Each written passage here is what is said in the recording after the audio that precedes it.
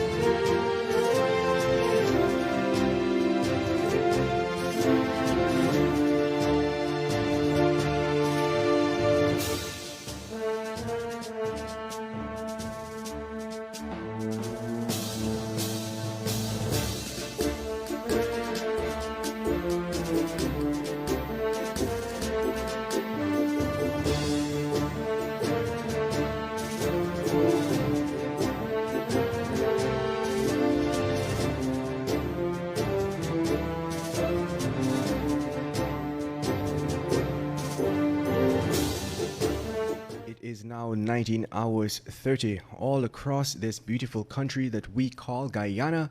And Guyana, it is time to enter room 592 where we unleash the truth. This evening at the helm of the program, Dr. Mahadeo along his loyal co-host, senior journalist of Kaiser News, Mr. Leonard Gildarie.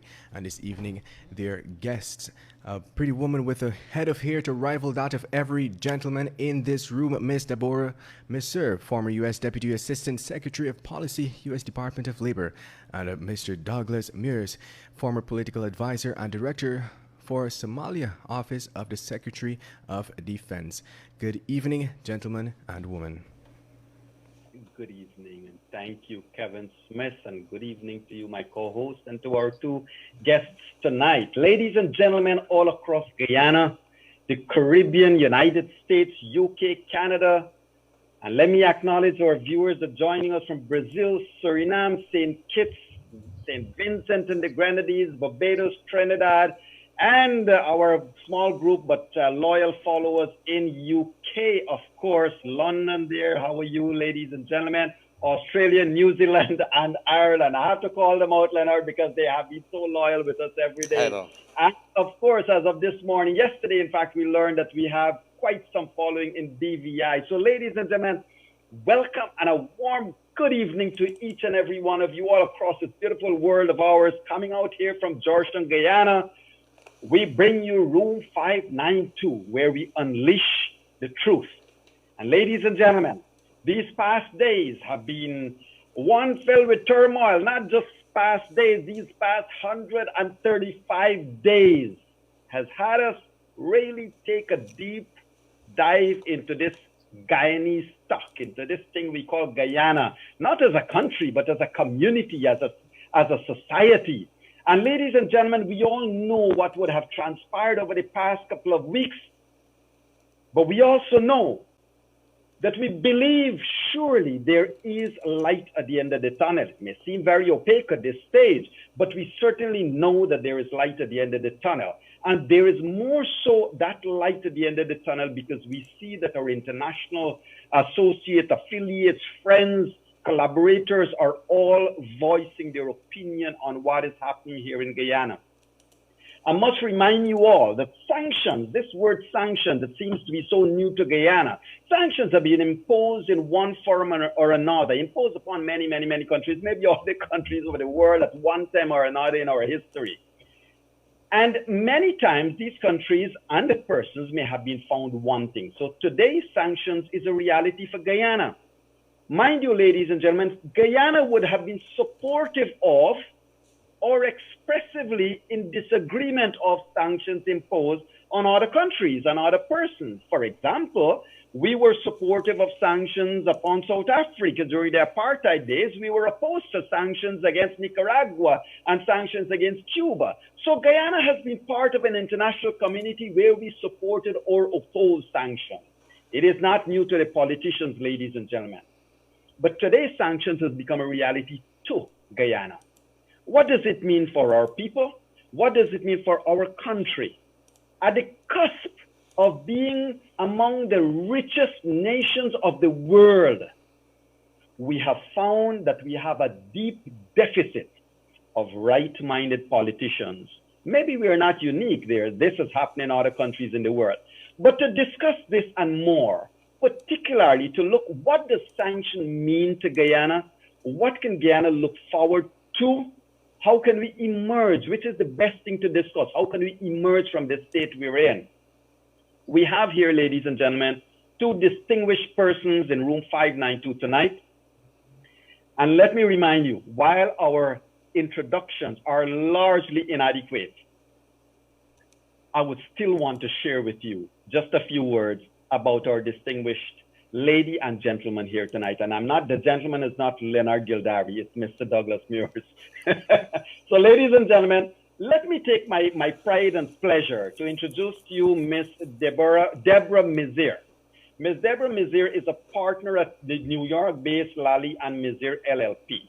And they're civilized in civil and white-collar crimes, the trials and appellate litigation. And she provides advice on regulatory compliance, policy issues. And I don't want to bore you, but the list is admirable. As a lawyer, she would have also served as a professor, a law professor at the Touro Law School, the George Washington Law School. And she would have taught constitutional law, administrative law, appellate practice, and would have also directed the Veterans Clinic. Ladies and gentlemen, Ms. Misir is an ex-Marine. What? So we got to be careful. This fine, distinguished young lady is an ex-Marine, and she only got out of the service because injury cut short her service. She served as a counsel to the U.S. Foreign Terrorist Tracking Task Force, Counterterrorism and Intelligence Task Force that was created immediately in the wake of the 9/11 event that happened there to prevent future attacks. And she served in the administration of President George W. Bush as the U.S. Deputy Assistant Secretary of Policy at the U.S. Department of Labor, Ethics Attorney at the White House Counsel's Office, and Chief of Staff of the Occupational Safety and Health Administration. Wouldn't you know, Ms. Misir started her career at the Department of Justice, where, as I said, she would have served in a number of different portfolios. Ladies and gentlemen, she graduated with an honors in political science from the University of Chicago, and she earned her law degree from the Minnesota Law School. I want to remind you, therefore, sharpen wit. Those of you who might have seen her interviews in various television fora in the U.S., sharpen wit, but also remind you, ladies and gentlemen, she is we are proud of her Guyanese roots. And for that, it's a distinct pleasure to welcome you here tonight, Ms. Deborah Misir, in this room 592. Thank you so much, Mr. Mahadeo. It's such a pleasure to be with you. It's really an honor. Thank you. And ladies and gentlemen, then the honor is mine to also introduce to you Mr. Douglas Meurs. I hope I pronounce it right. Mr. Douglas Meurs has worked in various capacities in many countries. He served as an economic counselor to the U.S. Embassy in Senegal, for example, overseeing the opening, interestingly, the opening of a West Africa trade hub office in Dakar. He served the United States at the UN in peace-building missions. He was a trade representative director for Iraq, Afghanistan, and Pakistan. That is in Washington, of course. A political and economic counselor to the U.S. mission to Somalia. And interestingly enough, ladies and gentlemen, in Somalia, Mr. Meurs worked overtly and covertly. These are my words. I know they can correct me if I'm wrong. Mr. Meurs worked overtly and covertly with politicians, trade partners, and other stakeholders. Guess what? In advocating for a new constitutional government and for the peaceful formation of that entire region to get them going. He worked with USAID and other bodies to draft proposals for the first transitional initiative for the stabilization program in Somalia. And he also initiated and chaired working groups that saw Department of Defense's presence in Somalia to train, to equip the Somalia troops. So he has not just been an officer of the United States carrying out his mandate as an officer. He has also been instrumental in building the ground wherever he would have been attached to. And so he served as a deputy manager of the U.S. regional office in Iraq, overseeing operations that examined political and security developments there and advocating for positive solutions on the matters there.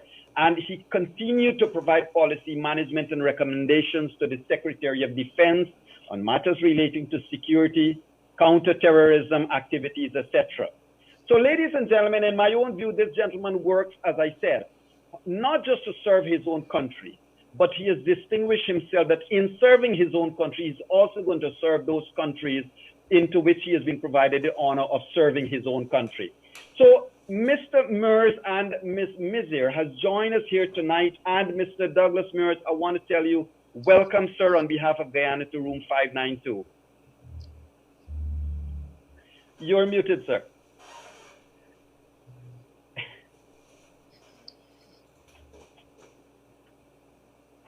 Your mic is muted. There you go. It's a great pleasure to be with you, but you forgot to mention the most important fact. My first overseas diplomatic posting was to Guyana. Oh, you didn't know that, did you? I actually did not know that. Great, great. So we'll certainly get into that, and thank you for that correction. So, Mr. Meurs, you are no stranger to Guyana. Ms. Misir, you are no stranger to Guyana, and therefore, you would have had Guyana in your DNA, being your first diplomatic mission here and being your birth, your country of birth. Ladies and gentlemen, it is therefore our distinct pleasure to welcome these two persons to our room 592. And I want to get the ball rolling by coming to you first, Ms. Misir. Give us a little word, give us a little take on what you are up to nowadays, especially in terms of how you're looking at the situation in Guyana. Of course, your heart probably bleeds sometimes when you look at how a country that can progress has not been progressing.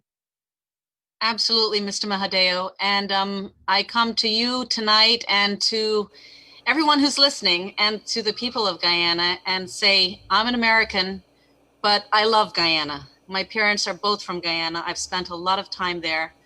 My husband and I have spent time there as adults as well. And I bring you words of strength, hope, and courage. I know that Guyana will get through this. The situation we have right now cannot stand. It's intolerable.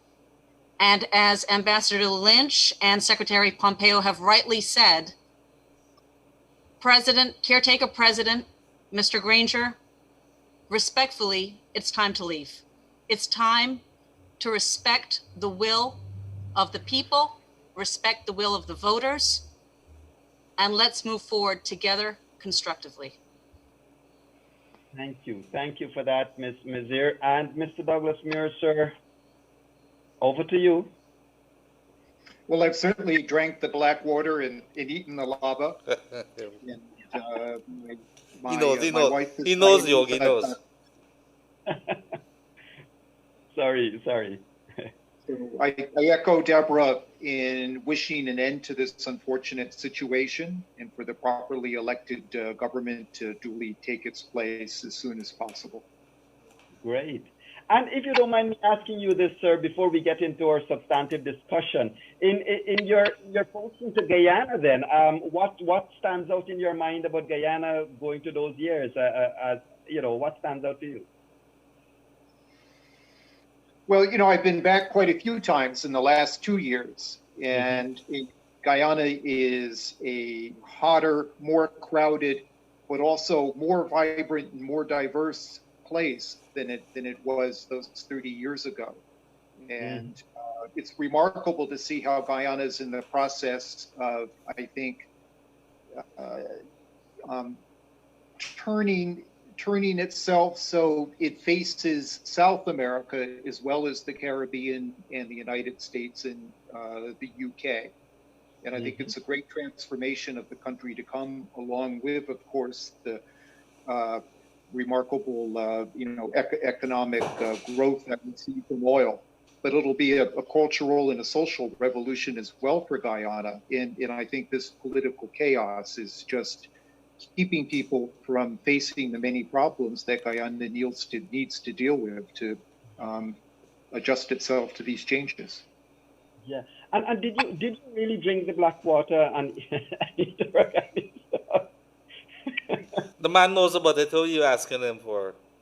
Well, I have to ask. I can't let Mr. Douglas, Mr. Meurs just tell us these things, right? But anyway, jokes aside, I want to get to our substantive discussion, if you don't mind. And lady and sir and lady, I want to ask you this. Now, the Guyana government, through President Granger, on May the 19th, would have said, President Granger said, show me the evidence that I'm involved in something before you impose sanctions.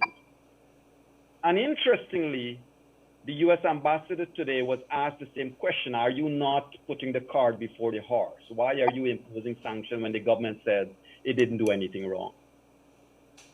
Ms. Misir, you want to go first? Sure. I disagree with that assessment.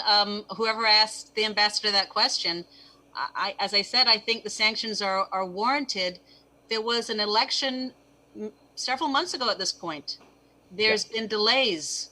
There's been really frivolous litigation brought by the caretaker government to impede and stop the proper transfer of power. And when you have the CCJ, which is the highest court in Guyana, Guyanese government officials are obliged to follow the orders of the CCJ. When you have the CCJ come out and say, this is just ridiculous in essence, and direct what GCOM and what the Honorable Claudette Singh has to do, absolutely the sanctions are warranted. And Mr. Mahadeo, you rightfully pointed out at the beginning of the program that Guyana has supported sanctions on rogue nations such as South Africa. We don't need Guyana to become a rogue nation, but we're right at that tipping point. And I would say to the caretaker government and to the caretaker president, Mr. Granger, respectfully, do you want to be remembered as a statesman? Or do you want to be remembered as a rogue? You have that choice. You still have the ability to be remembered respectfully and with honor in history. And he has to do the right thing. Thank you for that. Mr. Meurs, I just want to ask you something. Allow me to explain the backdrop. The U.S. ambassador, in company of other ambassadors and high commissioners, would have been escorted out of the GCOM building at one time. Well, they walked out. They walked out after seeing what was happening there. And that didn't go down well on a lot of persons. But, sir, the language of diplomacy seems to not have been understood by politicians. Now, you have worked in a number of countries. and the language of diplomacy, how better can it be expressed then to recalcitrants, to politicians who refuse? And please allow me 30 seconds to explain this. So 2 weeks ago, a week ago, U.S. Secretary of State said, I have instructed my department to look into those people. Yesterday, Secretary of State said, there is visa revocations are here and it is implemented. Sir, has something been wrong with the language, the diplomatic language, that it has not been reaching through?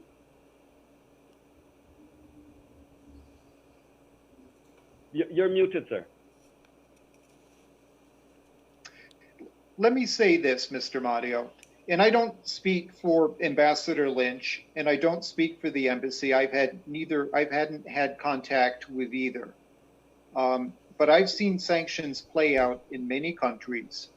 And what's remarkable to me is the speed in which these sanctions have been announced and the coordinated manner that they've been carried out with Canada in the UK. And what President Granger and the cabal behind him need to know is that this reflects the world's consensus.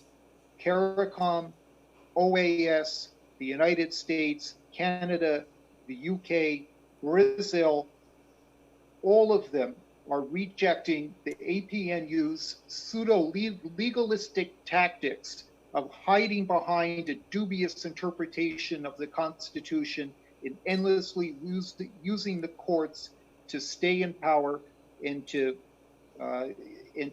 avoid recognizing the results of a free and fair election and an efficient and well-executed recount of the votes. The world has concluded that 4 months later, it's time for the new government to take place and for the will of the Guyanese people to be recognized.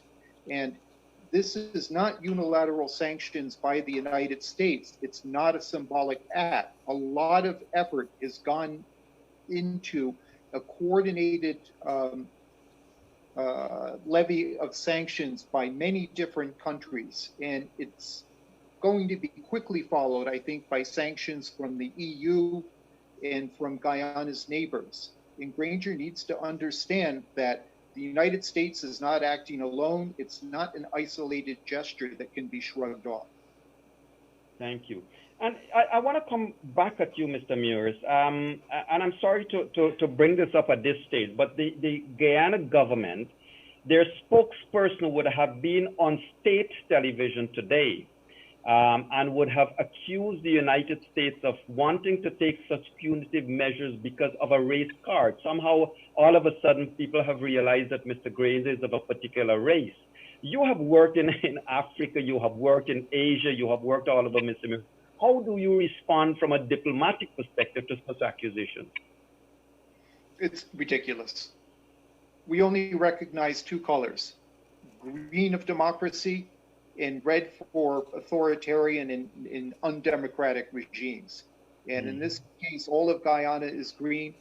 And this is an attempt to force the government to recognize the will of all Guyanese people.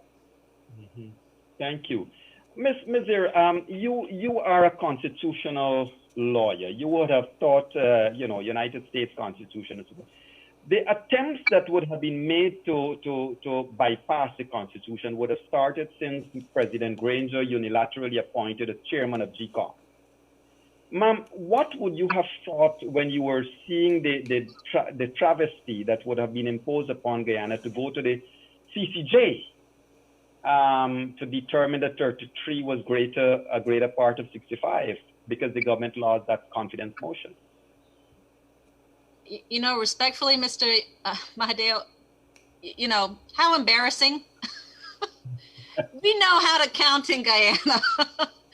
I went to school for a couple years in Guyana, and we have brilliant folks in Guyana. We have sensible, and if Mr. Granger thinks that the U.S. policy would change if we had a change in, for example, our administration, I think he'll be sadly mistaken, because any administration of the United States will support democracy, will support the will of the people, will respect the vote. Thank you. And I want to right back at you, Ms. Misir.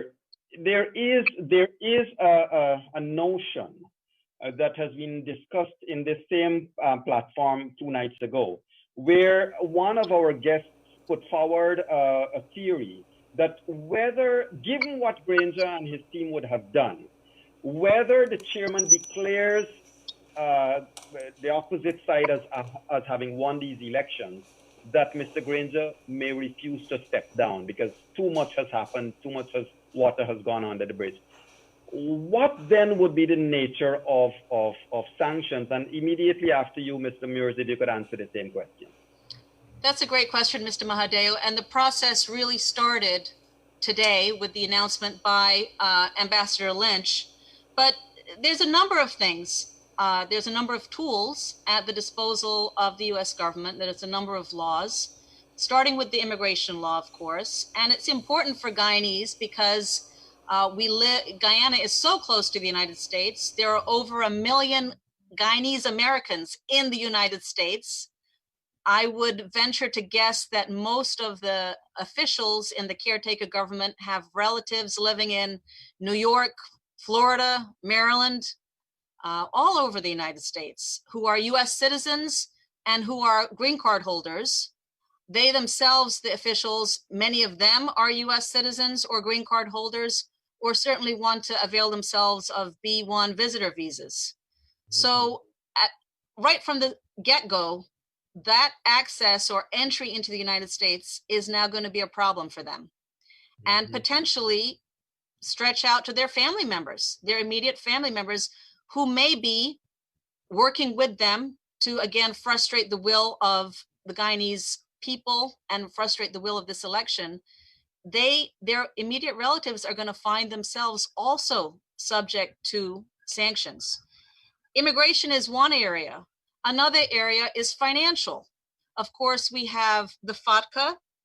There are provisions in the FATCA that can be utilized against officials. We have the Foreign Corrupt Practices Act, which would essentially expose, again, the relatives and the officials.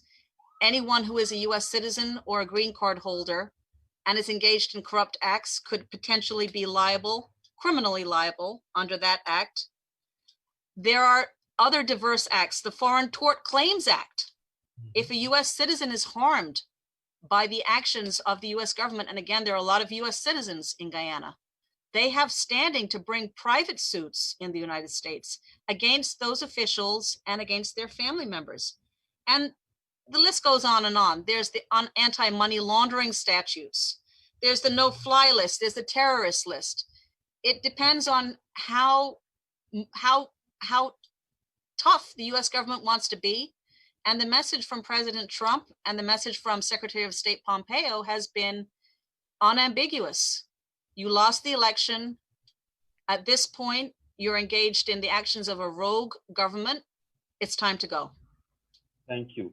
Mr. Meurs, on that same point, if you don't mind, sir, your role as an economic advisor to the US State Department and so forth is well noted.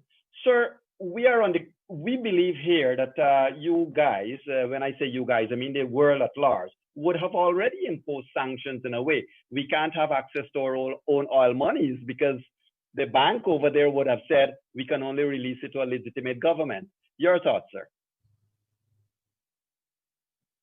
Please unmute. Please unmute. I'll master Zoom yet. Sanctions invariably begin with targeting individuals. And there's two reasons for that. One is you want to inflict as much pain as possible at as early a stage as possible on the ringleaders. And the second is you want to avoid pain to the common citizen. And so sanctions start with the very top, and then they'll go down through the ranks of that organization. And in Venezuela, The individual sanctions are now targeting, as of this month, 718 individuals in 150 entities. And it's not just the inability to travel to the United States that makes life unpleasant for them. It's the fact that their assets get frozen, that they find it difficult to do business, that banks will not work with them. And believe me, they do not want the scrutiny of the US, the UK, the Canadian government, and any other international organization out there looking at their private affairs, because they will now be under a financial microscope. The Office of the Financial Asset Controls, OFAC in Treasury, FinCEN, the Financial Intelligence Organization of the US, the Sanctions Office in the State Department, all of them will be combing through these people's affairs, looking for evidence of illegal assets that have been moved overseas, looking for ties to narco trafficking, looking for their illegal and corrupt acts in the embezzlement of resources. You do not want that scrutiny, and you do not want your bad acts to come to light. So sanctions begin with targeting those individuals, but there's a lot of other places that sanctions can ultimately go to if targeting those individuals doesn't work. Foreign assistance can be cut. Guyana received $4.7 million in developmental aid last year from the United States. I'm sure Canada and the UK are looking at their programs as well. There can be export-import limitations. There can be asset freezes. There can be increase in tariffs on products going from Guyana to the United States. I note that the Caribbean Basin Trade Partnership Act, the CBTPA, is up for renewal in September. It's possible that Guyana could be written out of the trade benefits from that act. We can withdraw ambassadors. The United States can place a negative vote when Guyana wants to access capital from international financial institutions such as the World Bank. You can even cancel air links. You can eliminate military training. You can stop Guyana's ability to do credit financing. And you can pretty much turn off the spigot of foreign investment that will flow to Guyana, which is particularly troublesome because of the intention that's been paid to Guyana as it becomes sort of a mini oil power. So begins with individuals. Those individuals do not want what's going to come down on them. And there's a long menu that the United States and other countries can choose from there. And President Granger really needs to be aware of this. Great. Thank you for that clarification. Ms. Misir, you would have mentioned certain chapters and sections of various laws. Here is a question that is of interest to Guyanese. And I'm sure Mr. Meurs would have experienced this in the countries he worked as well. Now, a lot of the false narratives, a lot of the propping up of what is going on here is believed to have been caused, engineered, and supported by people who live, Guyanese, but they are US citizens. They live over there with you guys. Now, this mischief, therefore, being done upon this country, promulgating and promoting an illegal government, takes place every day in front of our eyes. They have had congressmen, some of them, on their Facebook page interviewing and so forth.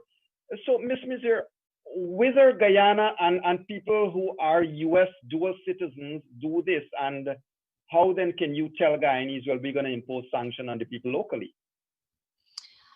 That's a great question, Mr. Mahadeo. And again, I'm not part of the US government right now. I'm in private practice.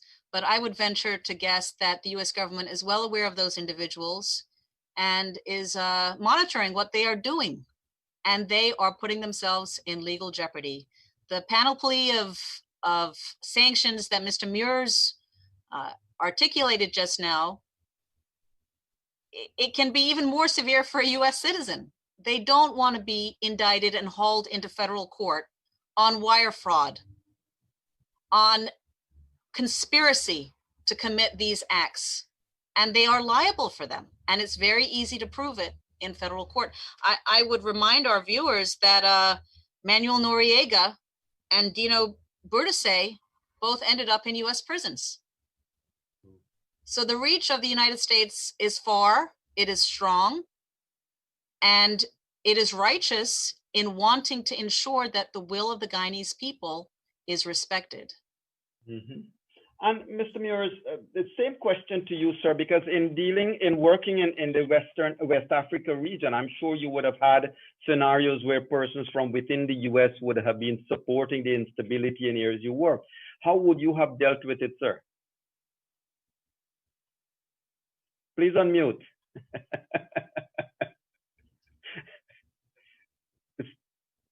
Still not unmuted. Yes. The recalcitrance of Granger and his cabal is undoubtedly due to the fact that they have been plundering Guyana's coffers, and they've been moving money and assets and whatever they can sell overseas. So no doubt there's a panoply of illegal financial transactions that have taken place. If US citizens are involved in that embezzlement or in moving those assets or in concealing these criminal acts, no doubt that they're liable for criminal prosecution, for tax violations, for wire fraud, and for many other crimes in the United States. Mm-hmm. Thank you. Thank you. Ms. Misir, I want to come back to you again on this, a follow-up to the same point, because the script to rig these elections would have probably been written years ago. And I'm sure, Mr. Meurs, in your work that you had done, Ms. Misir, in your work you would have probably been aware of some of the things. But the script for rigging these elections seems to have been well crafted. And 4 weeks to 5 weeks ago, it was no other than a US-based Guyanese-born person that said, burn the ballot boxes. I think he meant it figuratively, but the call was there that, only certain votes must be counted. And it is felt by Guyanese that had early enough action been taken, a lot of this stuff would have stopped. It's 136 days now from the elections. Is there any way that early action could have been taken? Who knows? Hindsight is 20/20 always, right? And I think the US government has tried to be respectful of the Guyanese people, respectful of their sovereignty, and has tried to facilitate and mediate a peaceful transfer of power, understanding that Mr. Granger, again, had a reputation as a statesman, has been in government for decades. He should know better. Right. And there are many good people in the PNC. Yeah. There are many lawyers. I've had the privilege of getting to know some of them because my father, before he retired, practiced law in Guyana. And he got to know many of them. And they are good men and women. Yeah. How can they tolerate this as lawyers, as barristers, as members of the bar? How can they tolerate this flagrant untruth and lying? And if I may add, Mr. Mahadeo, the attacks on Mrs. Claudette Singh are reprehensible. They are completely out of line. There should be no threat to any government official. There should be no intimidation of a government official. And I've been advised that Mrs. Singh faced assault months ago. And if that is the case, that is so outrageous and beyond the pale. Yes. And whoever directed or authorized that must be brought to justice and should be thoroughly ashamed of themselves. Thank you. And if I can ask you another follow-up from an earlier question, Ms. Misir. Earlier, both you and Mr. Meurs would have said that, and the U.S. ambassador said that today, that you do not usually disclose to the public who are the names of the persons that are sanctioned. I think you hinted at that. If you are going to name and shame, why not name and shame? Why not? Isn't that a penalty as well? Well, there may be, and I think Mr. Meurs can probably speak to this, coming from the State Department. There may be a strategic reason why that is the case. Perhaps they don't want everyone to know everyone who's on the list. Perhaps that list is growing. Perhaps a person can be taken off the list if they choose to cooperate and if they choose to do the right thing. And if they did in fact choose to do the right thing and cooperate, there's no reason to damage their reputation, if you will, in advance of that. So there can be some very sound reasons for not revealing those names. I think we all know who's on those lists based on who the bad actors. Everyone knows who the bad actors are here. Guyana is not a big country. Everyone knows each other. There's nowhere to hide. Indeed. Mr. Meurs? Individual sanctions are most effective when you don't know if you're on the list, because the number of people affected by that is going to be greater than if there was a list in a finite number of names. In addition, you don't need a sort of adjudication process where people challenge why their name is on the list or ask why someone is on the list and someone isn't.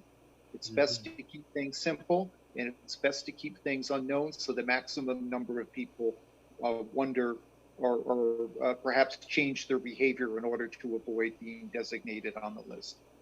Right. And Mr. Meurs, today some of the Guyanese Facebook lawyers would have taken pains to post the section and act of your laws that says you cannot remove somebody's visa, you have to give them a right to be heard. Is there any water to that, sir? Is there any truth to that?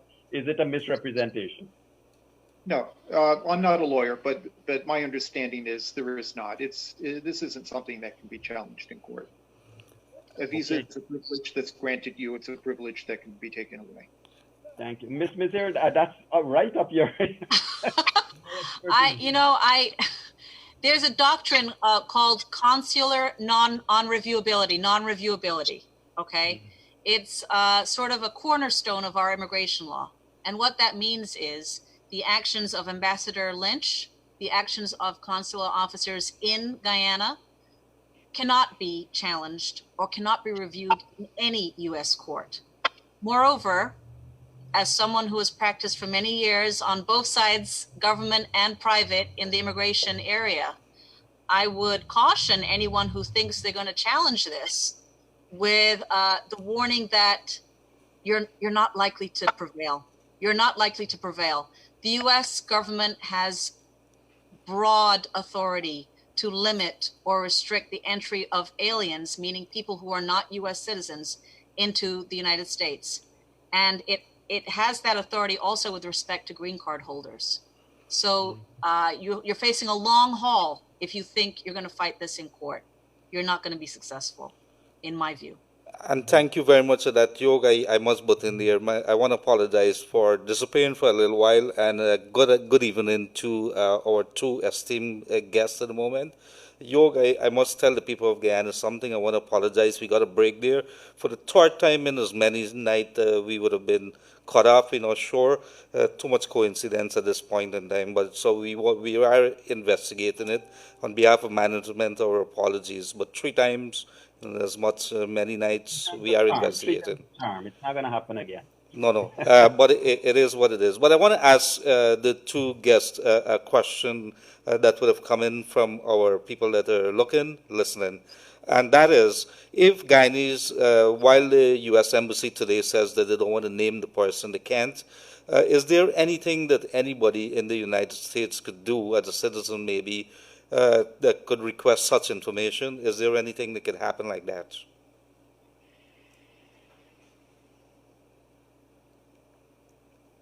And any one of you can take that. I'm not sure who can.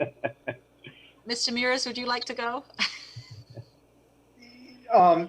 It's an uneducated it's uneducated on my part because I've never worked in that office. But I think pretty much the most you could do is submit a Freedom of Information request to try to get some of the documentation behind being designated for sanctions. And I don't think you'll succeed. Oftentimes, the entire process is classified, and that information is not easily releasable, and it's not a judicial process. There is no court to appeal to. So you can try, but I don't think you'd get very far. Right. Thank you. Mr. I want to follow up with quoting Ambassador Lynch, who said today that part of the United States consideration, and you are right, sir, she did mention twice that when we speak United States imposing sanctions, it is not just the U.S. as a country, but the OAS and the 130 countries around the world. And so, sir, she said today that the United States is concerned for serious adverse foreign policy consequences, serious adverse foreign policy consequences that might be there if these persons are allowed to flout the laws of Guyana and still have access to the U.S. and other places. If you don't mind, you can walk us through that a little bit. Well, I mean, I think these serious political consequences are having another anti-democratic regime join Venezuela in South America. And as Ms. Misir said earlier, it would be terrible for Guyana to be lumped in with the countries that are under sanctions now. You don't want to be associated on the same page with Venezuela and Syria in North Korea. And you are under sanctions for a reason.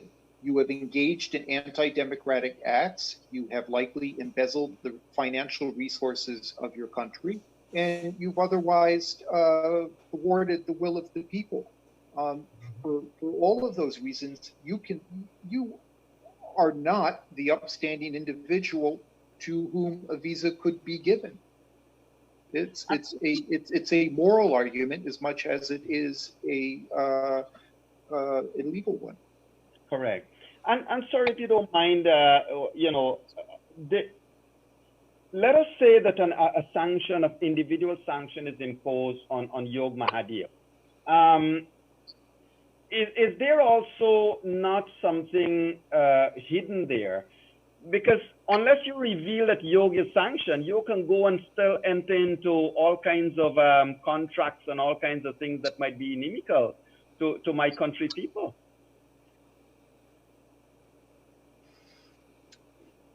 You could, but there's the concept of political risk.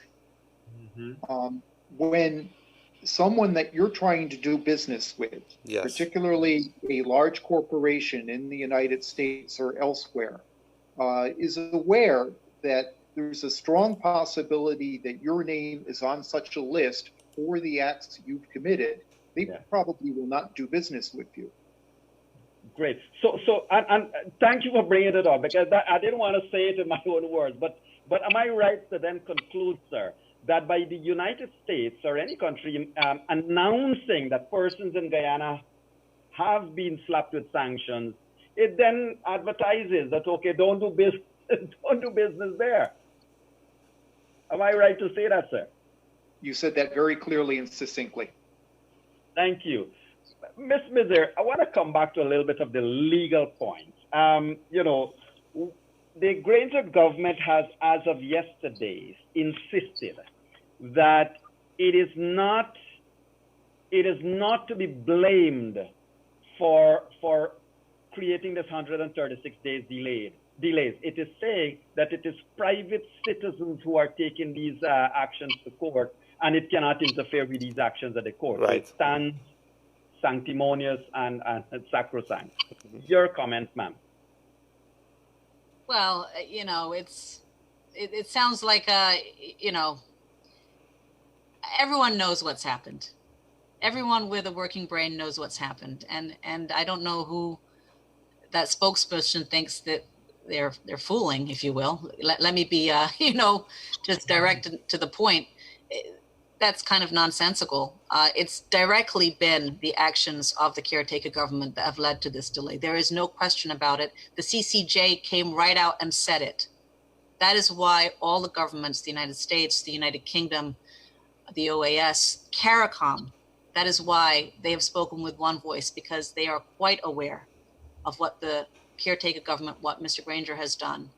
And again, I urge the good people within the PNC, and I urge the good people within the caretaker government to walk away from this, because it is not going to go well, and you're on the wrong side of history. Indeed. Well said. Well said. If you don't mind, Mr. Douglas Meurs, one of our commentators, Mr. Peter Wickham, who is a well-known political scientist in the Caribbean, he opined that what needs to happen is that some independent broker, let's just say the United States, for example, should probably start working behind the scenes to bring the actors to the table. In other words, he is saying that because there is the fear of sanctions and other penalties, they will not want to give up at all. They're going to hold up and hold up this process forever. And so he has proposed amnesty, that, okay, we're not going to give you a jail time. We're not going to give you this. We're not going to do that if you can let go of power. Mr. Meurs, is that a likelihood, sir? And is it something that it's probably too far gone and it's not accommodative now? That's quite speculative in hypothetical. Mm-hmm. I think the attention of the world is focused on two simple acts. There were free and fair elections, and there was a reliable and well-executed recount. Full stop. The results of those two acts need to be implemented. Nobody sees this as a delicate political negotiation or as a complex problem that requires a third-party mediator. It's simply the long overdue recognition of an election that occurred on schedule, and the new government should be taking power. It's up to the Guyanese people in the end to decide if there needs to be a process of reconciliation or if there should be an amnesty for acts. That's probably not for the outside world to decide. And I have no doubt that there's any number of mediators who would be available if the Guyanese people chose to come to that point and decided that they wanted an outside advisor. But I can't imagine that the United States or anybody else would try to impose that.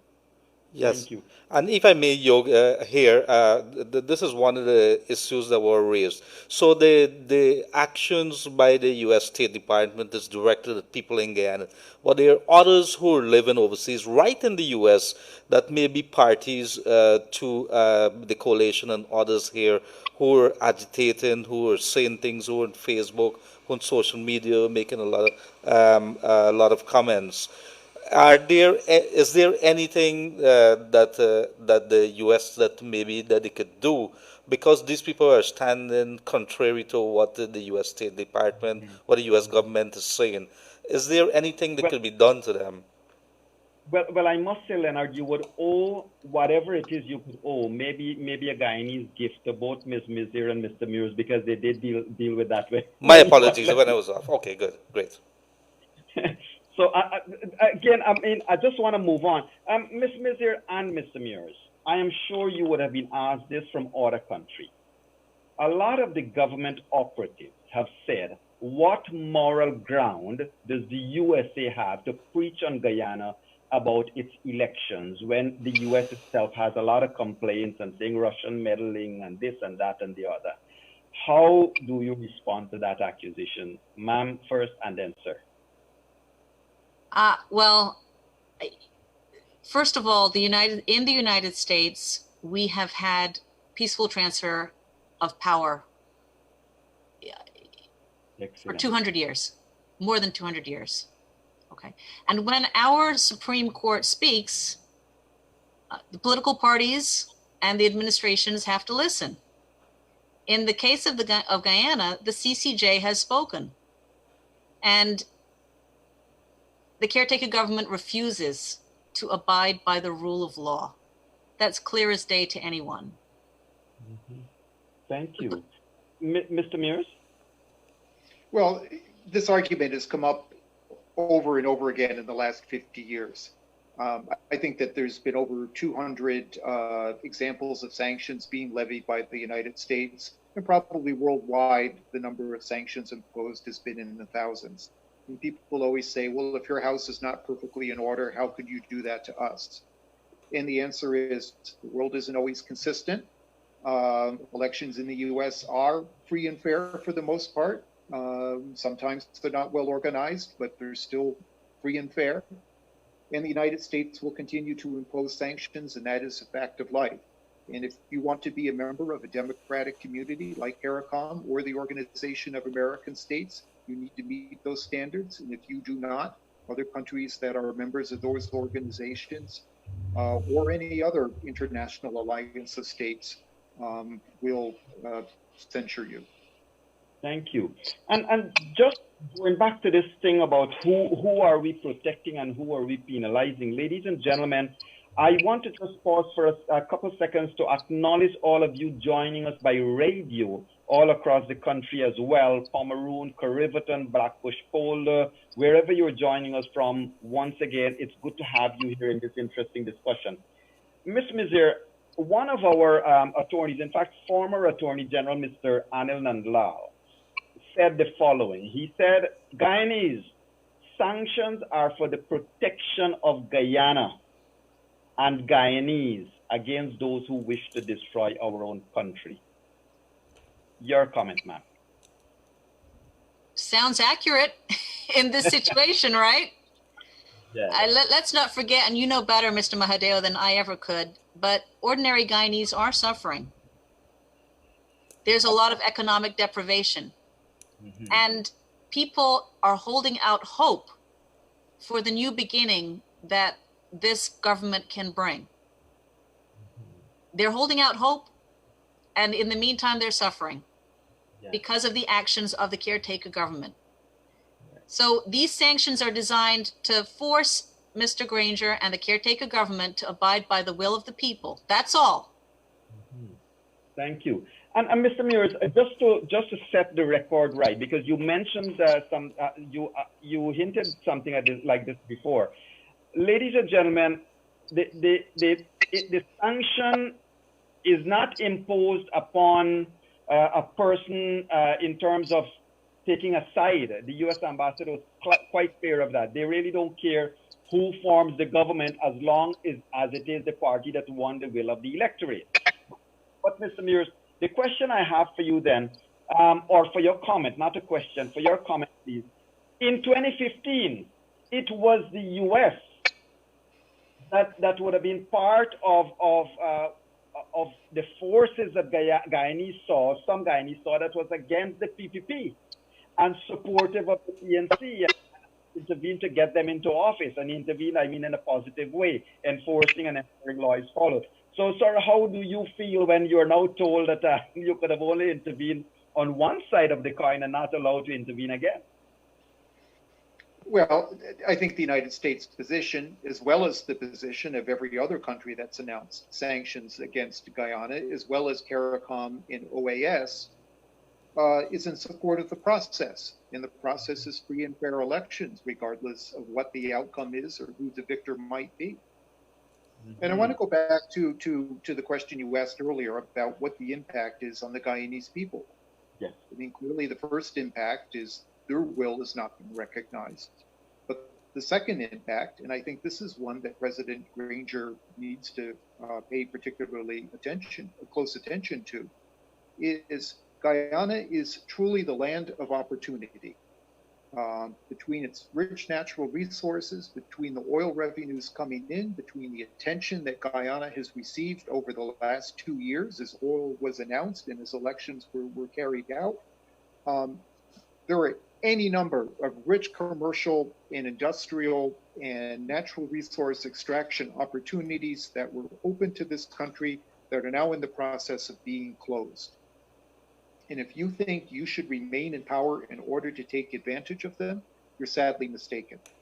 Because companies will stay away, capital will not come to Guyana. Those companies that do will find it difficult to do business there, and capital will flow to other countries that are free and democratic and where the political risk is lower. And that's a tragedy for the Guyanese people. Yes, yes. I'm sure you hinted at this before, but if you don't mind expounding, you did say that following the heels of this, you know, the UK, European Union, and so forth may as well come and take action. I believe so. I understand that the EU is considering its own sanctions, but typically when the United States and other countries announce an initial round of sanctions, there are countries that pay close attention to the announcement, consult with the United States or with the UK or with the United Nations, whomever, in order to put together their own list of individuals to be sanctioned. And I've seen that happen in many other countries. Correct. Sorry, Ms. Misir, there is another issue that is more or less race related, and there a handful. Well, let me not say handful, but a number of Guyanese are quite passionate about their belief that they cannot allow the PPPC, who won these elections, to come into power because of their ethnic insecurities. From your previous job holdings, and Mr. Meurs, from your current holdings and so forth, how do you then speak across that insecurity? I think you hit the nail on the head, Mr. Mahadeo, in terms of the sentiment of many Guyanese people. And I say Guyanese people have to have courage. They have to have courage to forge a new path. And they have to be willing to take the chance. Other countries have done it. I give the example of Ireland, where there was such deep hostility and suspicion for generations, for centuries, between Protestants and Catholics. And people were able to push past the fear, embrace hope, and move forward in a courageous fashion. And this is the moment, this is the time Guyanese people have to say, I'm willing to take that chance. And I'm not 100% familiar with all the politics of Guyana, but I do know that the PPP has Dr. Irfan Ali as the president-elect. He's obviously Indian and he's Muslim. The chairman of the party, former President Bharat Jagdeo, is Indian and comes from a Hindu family. And the prime minister-elect is Mark Phillips, who's Afro-Guyanese and Christian. And I know there are people of many different ethnicities in the PPP. Likewise, there have been people of different ethnicities in the PNC. It's time for a new generation to step up and say, we don't want this. We're not doing things the old way. We're going to be strong, we're going to be brave, and we're going to embrace a future multi-ethnic Guyana where opportunities are available to all. And when the PPP, when the winners of this election come to power, that will have to be an important policy objective for them to seek to achieve. Thank you. Mr. Meurs, the people of Guyana, earlier Ms. Misir would have mentioned, the people of Guyana in this time of COVID-19, for example, a lot of people are suffering. And a lot of people feel that, you know, there is an incumbent that holds on to power over 136 days while they're struggling to find a meal for children and so forth. Sir, from a Guyanese non-political perspective, sir, what do we say to the Guyanese people? Because the United States imposing sanctions upon the top leadership to the grassroots may not mean anything to them if the government doesn't give up. What do we say to them, sir?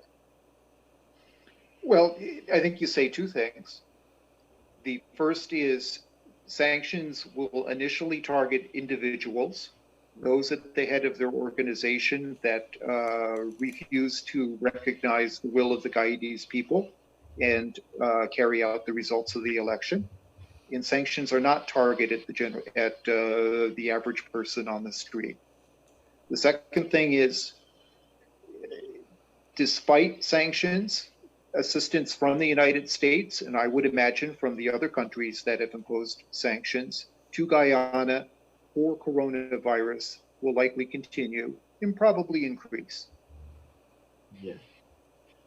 Thank you for that, sir. Ladies and gentlemen, I just want to share this with you and seek the opinion of our guest. Today, Sir Ronald Saunders would have documented, he wrote an article, in part he said the following. He said the Permanent Council of all 33 member states of the OAS will meet on July 21 to consider the situation in Guyana. The matter will not end there, particularly as 3 of the largest OAS members, Brazil, Canada, and the US, have now announced strong positions publicly. Mr. Meurs, in terms of Brazil, as you would have known, sir, Brazil would have made a statement 2 days ago about Guyana and its never-ending elections. Do you see this being the agenda of this OAS meeting soon, sir? Because is it that priority now? Well, I think it is. I think the swiftness that sanctions were imposed and the fact that they were imposed in a coordinated manner means that this is being taken seriously by all countries that have an interest in Guyana. Brazil right now is, let's sort of charitably say, has the tendency to like authoritarian governments, in the fact that despite this tendency, they have pretty rapidly come out just behind the United States, Canada, and UK in announcing their intention to impose sanctions, is a sign that the acts of the Granger government in thwarting the election are just too blatant to be ignored and passed over. And Brazil will be part of the international community. And if you're getting this treatment from them and from the Trump administration, imagine what will happen with the Biden administration in the future should Joe Biden become president in the United States. Very well said, sir. Thank you. And Ms. Misir, in terms of your Guyanese roots, ma'am, just changing topic a little bit, do you envisage probably coming back to Guyana one day? Oh, I would love to. I love Guyana. My husband is not Guyanese, but we got married in Guyana 10 years ago. Oh, wow. Because he loved Guyana. We had our wedding in Guyana. And as I said, I spent some time there as a kid. And my father, when he retired here from his job here in the United States, he went back to Guyana to practice because he loved Guyana. There are so many Guyanese Americans, Guyanese who live in the United Kingdom, Canada, who while loyal and loving and blessed to be in their countries where they live, still have that special feeling for Guyana. And they're on edge too. Their hearts are beating too. They want the best for Guyana too. We all do. And that means for Guyanese of all backgrounds. Correct. So I would love to come back to Guyana, and I would love to meet you in person. Great. Same here. And one of the reasons I asked you, of course, is going back to what Mr. Meurs said. Guyana has a lot of, you said it yourself as well, Guyana has a lot of potential. And one of the things we certainly know, what caught my interest was your being a professor in terms of teaching law, of the various types of law. And Guyana has a lot of potential for education tourism in terms of bringing in foreign students to study at our university. And certainly law would be one of the things that a lot of people are interested in seeing that the University of Guyana take to its highest level. So thank you for that. And, we're looking forward to what the future can give to us.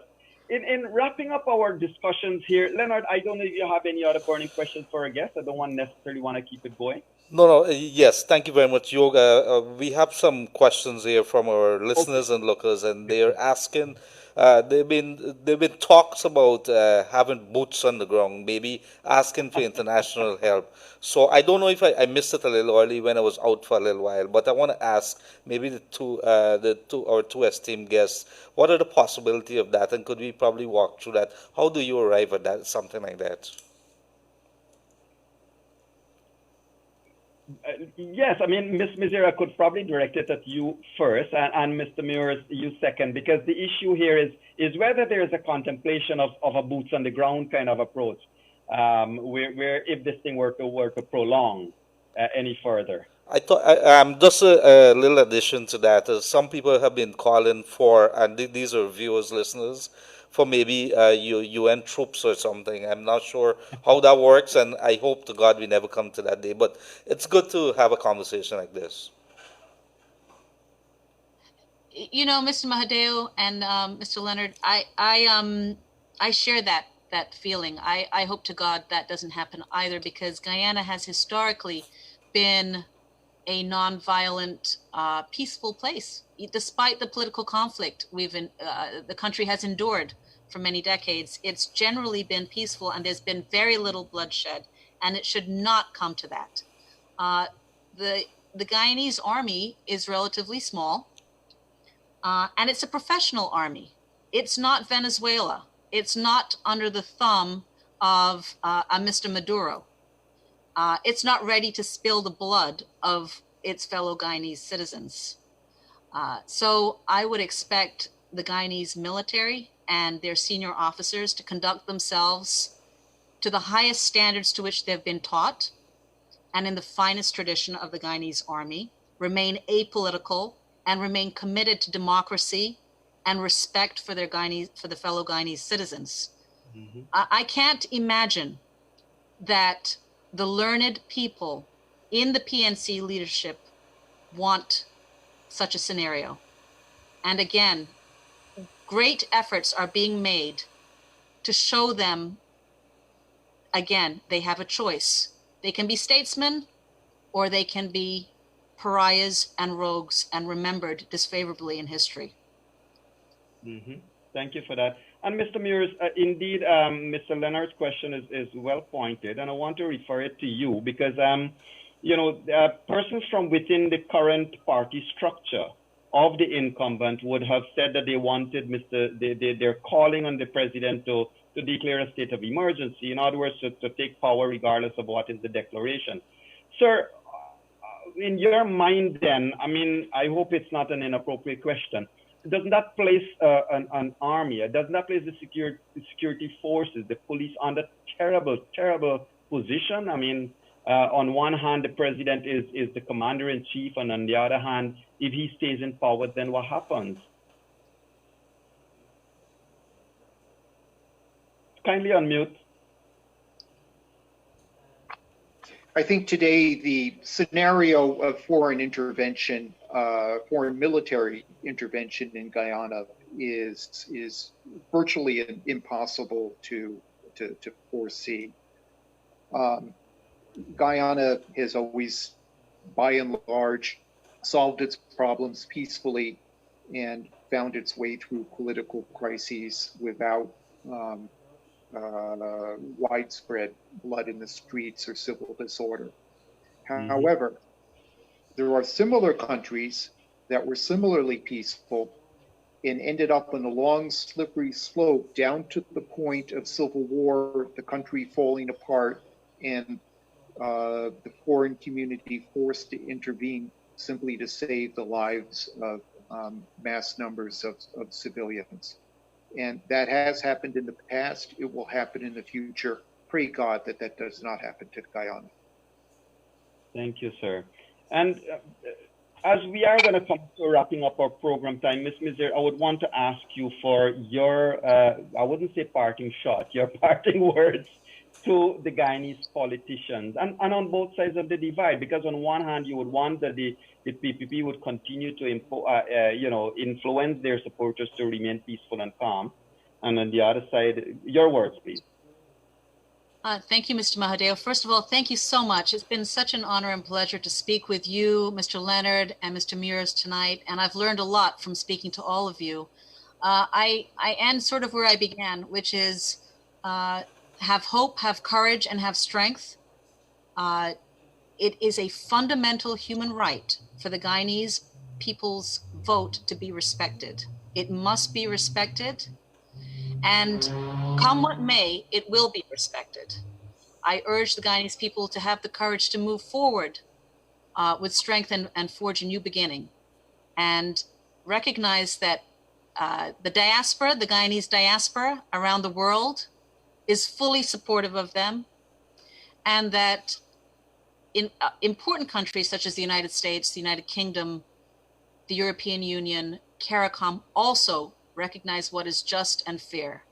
And again, I say to the caretaker government and to the caretaker president, please do the right thing.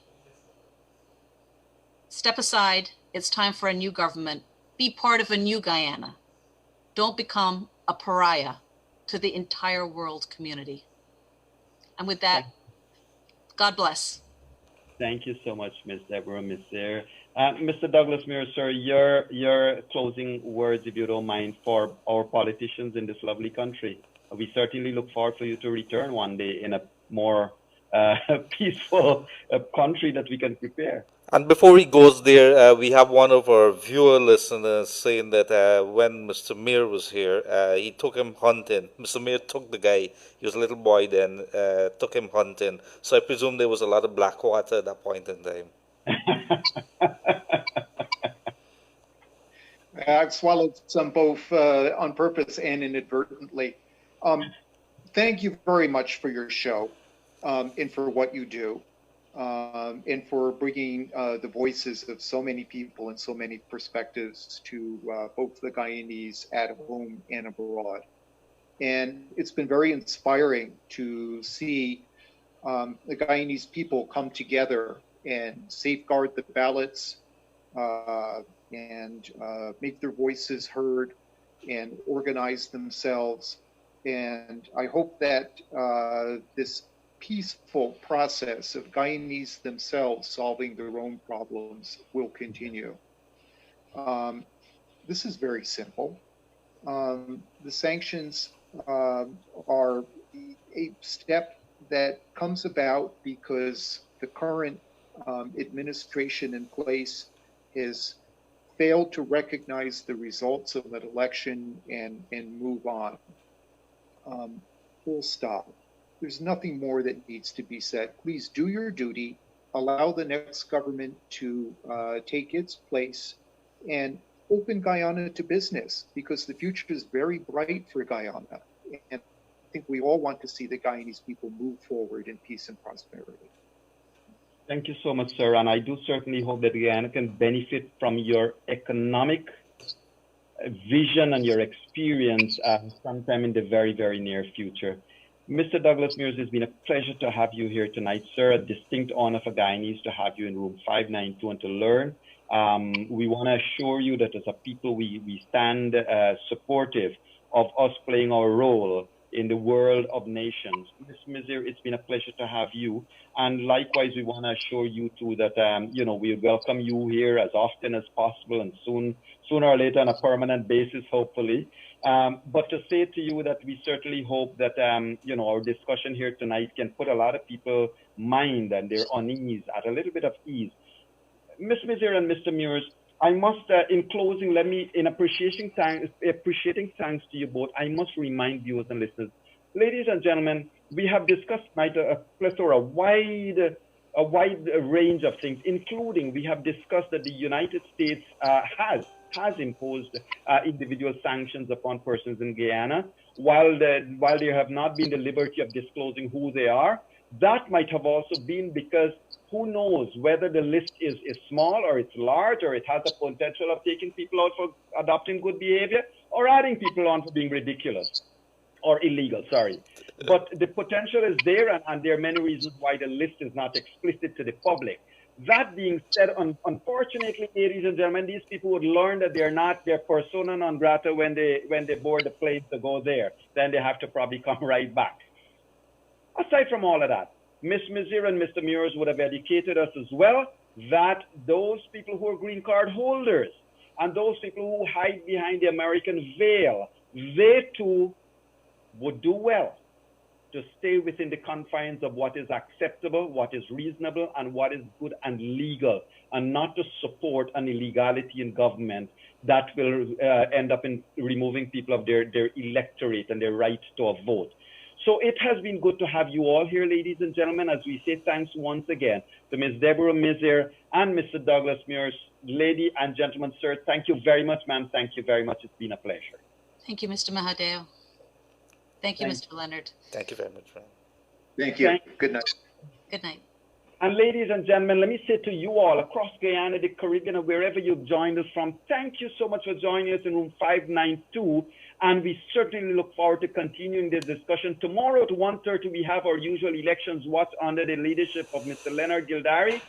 And tomorrow night, we have Mr. Freddie Kisoon in room 592. So we're looking forward. We're going to keep ourselves educated. We're going to keep the debate going, and we will keep on unleashing the truth in room 592. It's been a pleasure. Remember, ladies and gentlemen, as I tell you every night, say a prayer for this beautiful country of ours. It is still the best place on God-given earth.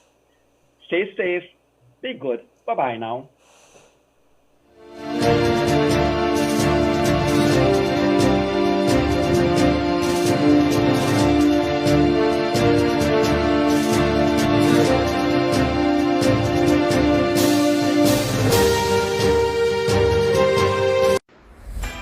COVID-19 tips sponsored by Dept.